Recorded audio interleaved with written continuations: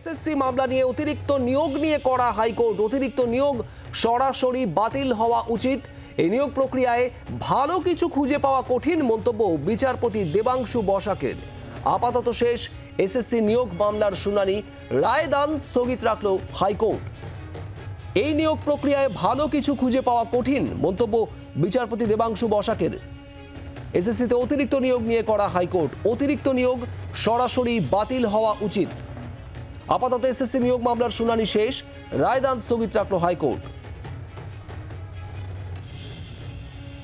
অর্ণবাংশু নিয়োগী আমাদের প্রতিনিধি রয়েছেন আমাদের সঙ্গে। অর্ণবাংশু, ঠিক কি বক্তব্য আজ হাইকোর্টের? শুভদীপ, সুপ্রিম কোর্টের নির্দেশের পরেই কিন্তু এই স্পেশাল বেঞ্চ গঠন করা হয়। যেই বেঞ্চ এসএসসির গ্রুপ সি, গ্রুপ ডি, নবম, দশম, একাদশ, দ্বাদশ এই 4টি ভাগের শিক্ষক নিয়োগের মামলা হয়। প্রায় 3.5 মাস ধরে এখানে হিয়ারিং চলে বা শুনানি চলে। আজকে তা সম্পূর্ণ হলো, রায়দান স্থগিত রাখল কলকাতা হাইকোর্ট।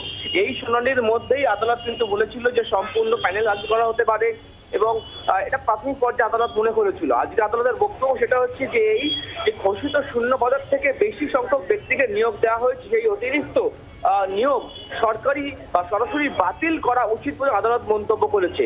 একই সঙ্গে আদালত বলছে যে এই প্রক্রিয়ার মধ্যে বা নিয়োগ প্রক্রিয়ার থেকে ভালো কিছু খুঁজে পাওয়াটা কঠিন, এই মন্তব্যটা করেছে আদালত। এই আদালত মন্তব্য করার পরে শুনানি পর্ব শেষ হয়েছে এবং এখন দেখার বিষয় যে আদালত পর্যবেক্ষণের যে রিফ্রেশ বা নির্দেশনামা আসে কিনা। আশা করা যাচ্ছে খুব শীঘ্রই এই মামলার পূর্ণাঙ্গ নির্দেশ আসবে কলকাতা হাইকোর্টের তরফ থেকে। ধন্যবাদ অর্ণবাংশু।